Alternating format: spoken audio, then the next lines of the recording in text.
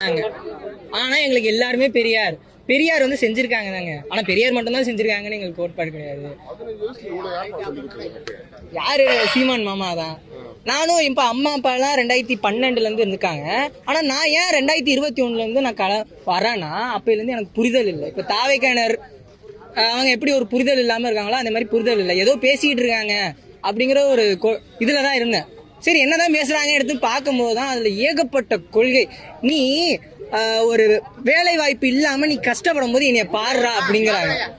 அப்போ இந்த மாதிரி ஒரு வேலை இல்ல அப்படின்னா ஒரு தொழிற்சாலை வருது, தொழிற்சாலை வந்துச்சுன்னா வளத்தை அழிக்குது.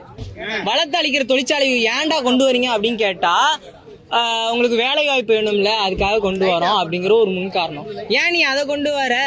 நான் வந்து இயற்கை சார்ந்த தொழிலாளி தான் நான் கொண்டு வரேன், அவனுக்கு வேலை வாய்ப்பை தரேன், கல்வி இப்படி மாற்றுறேன், ஊழல் இல்லாத ஆட்சியை கொண்டு வரேன் அப்படின்னு சொல்லும் போது அவங்களோட அந்த கோட்பாடை நம்பி நான் வந்து களத்துல பண்றேன். இப்ப என்னால என்ன முடியும்?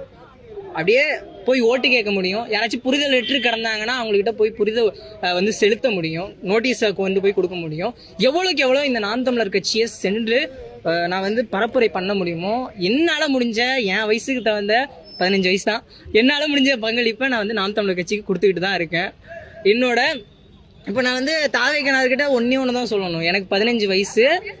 தமிழ்நாட்டு அதாவது நாம் தமிழரோட கட்சியோட கொள்கை தமிழ் தேசியம், கொள்கை தலைவர் பிரபாகரன், கோட்பாடு தமிழ் தாய் வாழ்க, தமிழர் பிரபாகரன் வாழ்க, இதுதான் சொல்றது. இப்போ உங்க ஸ்கூல்ல படிக்கிற பசங்க எல்லாம் வந்து நான் தாவேக்கா அப்படின்னு சொல்லிட்டு இருப்பாங்க. நீங்க என்ன சொல்றீங்க? உங்ககிட்ட சண்டைலாம் வருமா? விஜய் பண்றான்னு சொல்லுவானுங்களே, அவங்க கிட்ட வந்து எப்படி சொல்றது, கடந்து வந்துடணும். அவங்ககிட்ட சொல்ல போனா கடந்து வர்றதான். அந்த சண்டை வந்திருக்கா? கண்டிப்பா வந்திருக்கு. என்ன பண்ணீங்க அந்த சண்டையில? அந்த சண்டையில என்னன்னா சீமான் என்ன பெரிய ஆளா அந்த மாதிரி எல்லாம் வந்திருக்கும். அந்த அளவுக்கு சீமான் என்ன பெரிய ஆளா அவங்ககிட்ட மௌனமா வந்ததுதான். அலெக்சாண்டர் சீமான் மாமா சொன்னது அலெக்சாண்டர் சொல்லியிருக்காரு, இந்த மாதிரி ஒருத்தன் உங்ககிட்ட வந்து சொல்றான்னா அவங்ககிட்ட நீ என்னத்தை காட்டணும், புன்னகையை காட்டுறான்னு சொல்லிட்டு போயிட்டாரு. சிரிச்சுட்டு போக வேண்டியதான். அவங்களுக்கு இருக்கிற அறிவு அவ்வளவுதான். நமக்கு அறிவு இருக்கு, நம்மளுக்கு ஒரு லட்சியம் இருக்கு, நம்மளுக்கு ஒரு கோட்பாடு இருக்கு, அதை நோக்கி போயிட்டே தான் இருக்கணும். ரொம்ப பிடிக்கும். என்ன பிடிக்கும்னா இப்போ வந்து என்னன்னா ஒரு கொள்கை தலைவர், அவன் கொள்கை தலைவர் வச்சிருக்கான், யாரு கொள்கை தலைவர்னு தெரியாம வச்சிருக்கான். ஆனா இவர் தாண்டா கொள்கை தலைவர், இவர் என்ன செஞ்சிருக்காரு, ஏது செஞ்சிருக்காரு. அவன் இந்த படத்துல இப்படி சொன்னாரு, அந்த படத்துல அப்படி சொன்னாரு, இந்த புத்தகத்துல இப்படி சொல்லியிருக்காருயா, இந்த புத்தகத்துல இப்படி சொல்லியிருக்காயா அப்படின்னு சீமான் மாமா வந்து உறக்க சொல்லுவாரு.